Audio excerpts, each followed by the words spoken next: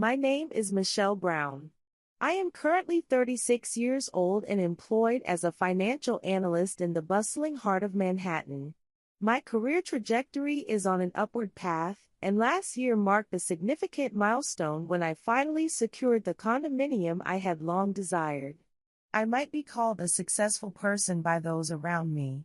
However, whenever I am around my family, I invariably feel as though I am a rebellious 15-year-old girl once again. This feeling is particularly acute under the scrutinizing gaze of my mother. When I was merely 12 years old, my parents underwent a tumultuous divorce. The cause was my father's affair with a woman who was, ironically, my mother's closest friend. The day the painful truth was revealed, my mother responded with hysterical tears and screams. In the days that followed, she secluded herself in her room, barely touching any food. During that period, many commented on how closely I resembled my father. We shared the same nose, the same eyebrows, and even laughed in the same manner. After the divorce, every time my mother looked at me, she must have been reminded of my father's betrayal. Even as a child, I was acutely aware of the subtle pain that dwelled in her eyes. "Michelle, you really do look just like your dad," she would say. This was never meant as a compliment. Her words were always laced with a trace of bitterness. Following the divorce, my father relocated far away. In the first few years, we met once a month, but gradually we grew apart. Now, our communication is limited to exchanging birthday cards. My mother remarried when I was 16 years old. My stepfather, Douglas, has a son, Anthony, from his previous marriage. He is 2 years older than me. After graduating from high school, Anthony spent 2 years dabbling in various part-time jobs and exploring what he called finding himself. Ultimately, he enrolled in college at the same time as I did. He went to a community college, while I attended the economics department at a state university on a scholarship. The difference in our educational paths deepened the rift between us. After graduation, I started working at a financial institution on Wall Street, while Anthony got a job at a local real estate company. Aware that my mother and Douglas were facing financial difficulties in their retirement, Anthony and I agreed to send them money.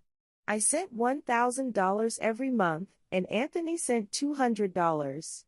However, Anthony secretly told my mother that all the money was coming from him. My mother completely believed this lie, thinking all the money was from Anthony. Although I had attempted to clarify that the bulk of it was from me, she dismissed the idea, insisting that Anthony would never lie about such a thing.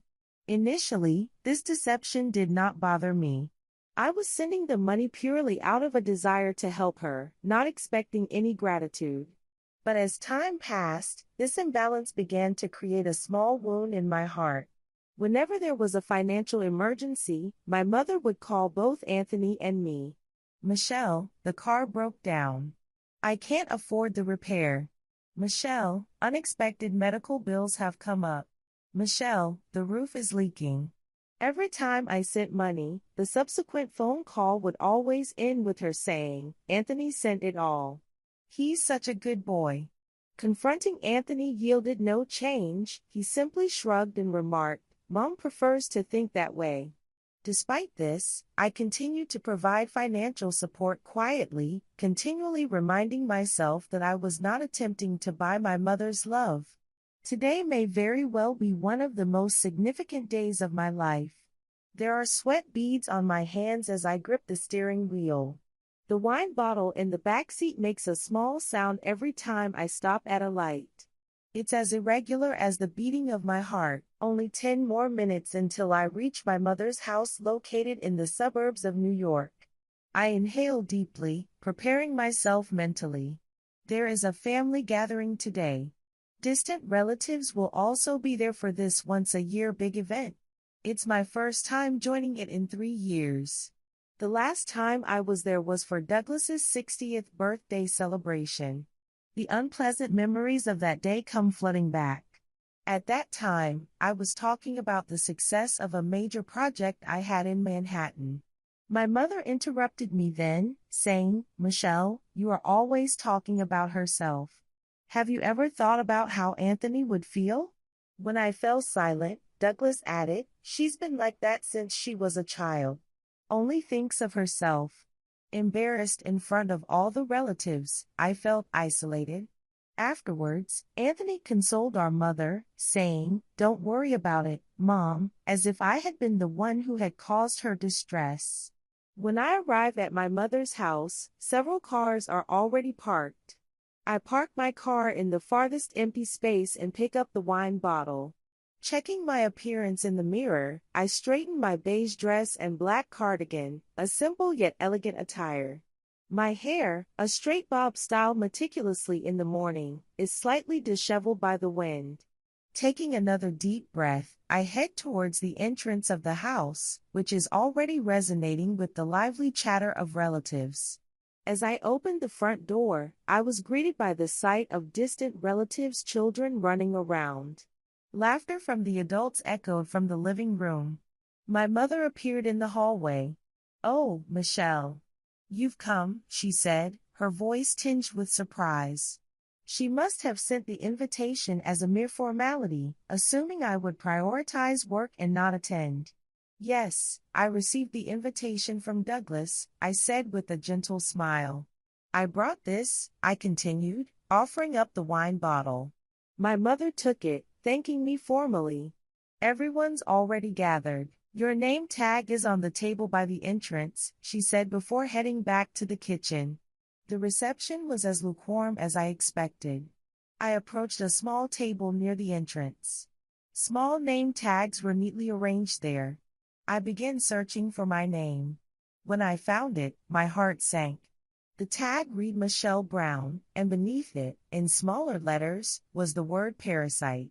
At first, I thought it was a mistake. But there was no mistaking my mother's handwriting. I stood frozen, staring at the name tag. Then, a voice came from behind me. Hey, Michelle. Turning around, I saw Anthony standing there. He wore his usual safe outfit, a light blue shirt paired with khaki chinos. It's been a while, I said. How are you? Managing. The real estate market is tough, but I'm getting by, he replied.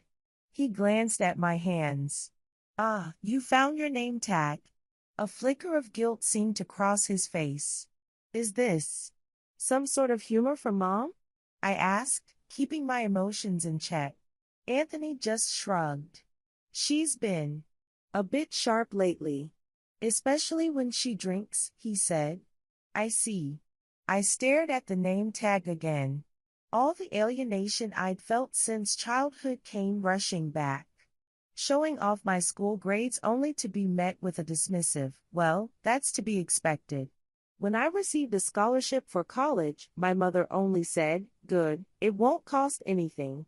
When I shared news of a promotion, she changed the subject to, Anthony will be a manager soon too. I had never heard her say, I'm proud of you. I took a deep breath and felt a resolve harden within me. Today would be a turning point. Enough is enough. Are you okay? Anthony asked with concern. Yes, I'm fine, I smiled. Let's go to the living room. I want to greet everyone. About 20 relatives had already gathered in the living room. Aunts, uncles, cousins. Some I hadn't seen in years. I greeted each one politely. Michelle, you've grown up well. I heard you're working in finance. Isn't that impressive? When are you getting married? You're of age, aren't you? Typical conversations at a family gathering. I responded with a smile. I had tucked away the name tag in my bag. When it was time to eat, everyone gathered at the dining table. While serving food, my mother began to talk about Anthony's recent success. Anthony sold the biggest property in town last month. Wasn't the commission incredible? Anthony smiled modestly. Well, it was average. Always so humble. My mother's face lit up with a beaming smile. He also started going to the gym last month. It's great he's taking care of his health, I continued eating silently. The days of hungering for my mother's approval were long behind me. At least, that's what I kept telling myself. How about Michelle? Aunt Courtney asked. How's life in Manhattan? Before I could respond, my mother interjected. She always seems so busy. She hardly picks up the phone, she commented. Working in investment banking is a battle against time, I explained. But it's fulfilling. Last month, I led a major project to success and received a bonus. You've become wealthy, then, my mother remarked, setting her glass on the table. But you don't have time to care for your family, do you? A moment of silence followed at the table. That's not exactly.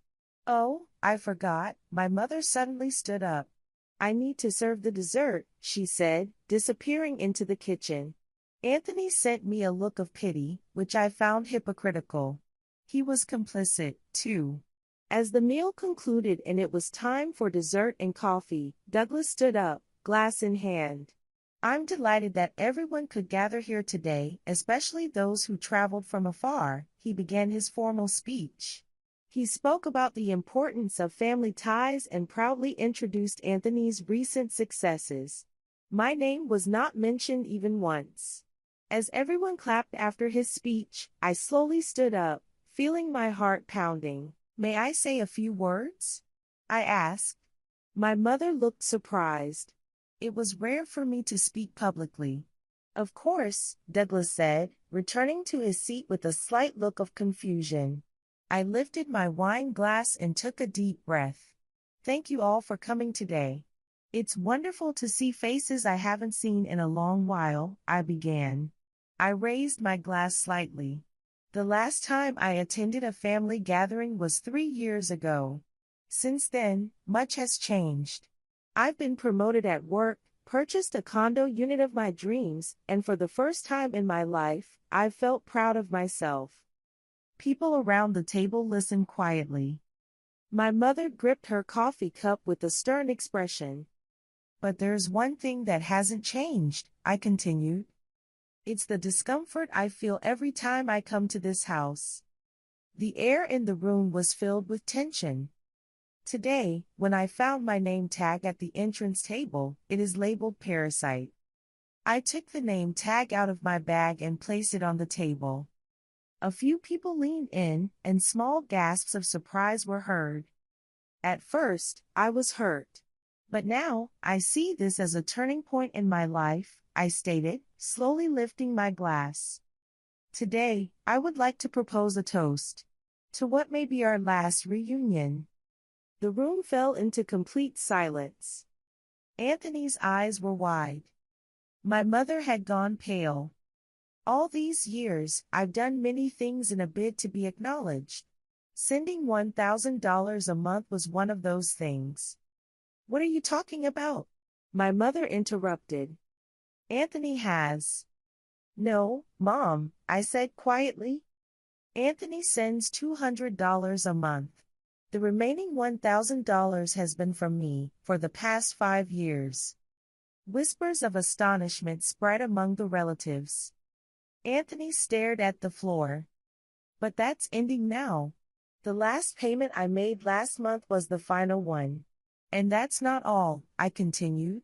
I've also saved all the call records and remittance histories, because somewhere inside, I knew a day would come when they'd be needed. My mother and Douglas exchanged glances. For the first time, fear appeared on Douglas's face. I met with a tax auditor yesterday. It seems there are many suspicious aspects concerning Douglas's tax returns over the past 5 years. What are you saying? Douglas stood up. That can't be possible. It is possible, Douglas, I said calmly. The IRS is very interested to learn that you've been declaring my monthly payments as business consulting fees to reduce your taxes, I explained. My mother looked at Douglas with a confused expression. What are you talking about? Douglas's face turned red. Sandra, I'll explain later. Explain to me, now, my mother's voice trembled. Is what Michelle is saying true? The room fell silent. It's a joke, right? My mother asked with a trembling voice. A joke? I chuckled softly. About as funny as being called a parasite. I downed my glass in one go. And Anthony, I turned to my brother-in-law. The authorities are also investigating your activities at the real estate company, particularly the suspicions of providing false information to investors. Anthony's face was drained of all colors. Michelle, what have you done? I've only told the truth, I said. I have all the evidence about the funds you swindled from the elderly last year. I accidentally discovered a few months ago that my client's grandmother had invested a significant amount in Anthony's company and lost the money. Upon investigating, I found several other victims. Using my financial industry knowledge, I had meticulously gathered details of Anthony's real estate transactions, collecting evidence of false investor presentations and document forgery. Anthony tried to stand in protest, but I raised my hand to stop him. That's enough. All the evidence has already been submitted to the authorities. You will be hearing from them within a few days. I picked up my bag and stood up. The meal was delicious. Goodbye. Then, without looking back, I left the dining room. As I exited the house, I felt a strange lightness. It was as if I had been freed from a burden I had carried for years. I got into my car, started the engine, and began to drive back the way I came. A few days later, the expected developments began. The news reported a major fraud scandal at a local real estate company. Anthony's name and photo were displayed, revealing that he had targeted the elderly in investment scams for years. Anthony's fraud was well planned, targeting not only the elderly with investment scams but also involving inflated real estate values and forged documents. A week later, the tax audit against my mother and Douglas intensified. They had declared my payments as business income, avoiding significant taxes and also recording various fictitious expenses. My phone was flooded with furious messages. From Anthony, an email full of indignation asking, "Why did you do this?" From my mother, accusations that I had ruined the family. From Douglas especially, a message filled with selfishness. Michelle, what were you thinking? As a daughter, it's your duty to support the family financially. Do you understand what I've done for you? I let you live under my roof, provided meals, and ensured you never had to worry about tuition. I've never done anything wrong to you, yet why involve me because of your grudge against your mother? Reporting us to the tax authorities is a betrayal to the family. Just because your real father abandoned you, it's wrong to take that anger out on me. Remember, whatever happens now is your responsibility. I ignored them all. 3 months later, the legal proceedings were concluded. Douglas received a substantial fine and a 3-year suspended sentence for tax evasion. My mother was acquitted, their house was seized, and their relationship was shattered. Their reputation in the community plummeted, and people began to avoid them. I observed all these developments from a distance. I felt no guilt. This was justice. The rightful conclusion to years of abuse and exploitation. A year after Anthony's trial, I received a request from him for a visit. After much consideration, I decided to visit him in prison where he was serving a 6-year sentence.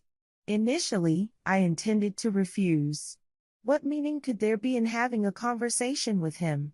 However, something held me back. I wanted a definitive conclusion. I wanted to look him in the eye and understand why he and my mother had hurt me for so long. Perhaps most importantly, I wanted to prove to myself that they no longer controlled me. He appeared in his prisoner's uniform, looking gaunt. The confident expression he once had was gone. "Thanks for coming," he said with a tired voice. "What do you want?" I asked, keeping my emotions in check. "I wanted to apologize," he began, but his expression quickly changed. "But, actually, this is all your fault, isn't it?" "What?" I was taken aback. If you hadn't been in such a prestigious finance job, I wouldn't have committed those frauds, he frowned. Seeing you always being the top student and praised by everyone, I wanted to be acknowledged too. You're blaming me for becoming a criminal? I said in disbelief. Why did you commit fraud when you weren't short on money? Because it was easy, he shrugged. And Mom always protected me. She always stood by my side, no matter what. So, you defrauded elderly people because of that? They all have insurance, he tried to justify. And they're going to die soon anyway, so young people like me can make better use of that money, he added. I was speechless at his words. This was my brother-in-law. This was the person I had dealt with as family for years. Michelle, to be honest, if you hadn't brought up this issue, I would still be free, he said resentfully. You betrayed me. Betrayal? I raised my voice. What about when you told Mom that the money was yours, denying my contributions? That was just a joke, he said with an insincere smile. Mom believed it, that's all. You're the lowest, I stood up. Hey, Michelle, he suddenly changed his tone. Could you lend me some money? I need it for prison, and I want to consult a lawyer too. I stared at him. You still don't understand, do you? I said quietly. Let's end this. Goodbye, Anthony. His face contorted. Michelle. Wait. I really need it. Just a few $100s. I left the prison with his cries behind me. 6 months after visiting Anthony, the doorbell at my home rang. It was an unexpected visitor. When I opened the door, there stood my mother, looking exhausted. Gone was her confident demeanor, dressed in cheap clothes, her hair unkempt, deep bags under her eyes. She held a grubby bag in her hand. Michelle, she said with tearful eyes. Can we talk? I hesitated for a moment but let her in. In the living room, she sat down and tremblingly took a photo from her bag. It was a picture of me when I was young. We've lost everything. Our home, our savings, our friends. And? I asked calmly. I need help, she looked down. I have nowhere else to go. I've separated from Douglas, he's moved to another state. What do you expect from me? Could you possibly allow me to stay here for a short while? Just until I can secure employment and find my footing once again. I might also need a small amount of financial assistance during this time. I gazed at her with deep intensity. Gone was the stern mother I knew, replaced by just a tired middle-aged woman. Her clothes were unremarkable, her nails bitten down. A heavy silence hung in the air before I finally broke it. I need to ask you one thing. Did you ever genuinely love me? My mother looked surprised and her eyes widened. Then tears started to fall. I thought I did. But you looked so much like your father. Every time I saw you, it reminded me of his betrayal. And Anthony was always such a sensitive child. You were strong. Why are you asking me for help? I asked quietly. You're my last hope, she replied. And you ask for help after calling me a parasite? She began to sob, her shoulders shaking. I'm your mother. Blood alone doesn't make a family, I pointed at the door. Go home. I won't do to you what you did to me, I said calmly. But I won't help you either. Figure it out yourself. My mother stared at me, dumbfounded. Her face was a mask of incomprehension. Michelle. Goodbye, Mom. I opened the door and let her out. She seemed about to say something more, but I closed the door. Looking through the window, I observed her remain standing there momentarily before she began to walk away slowly, without purpose or direction. I felt no emotion.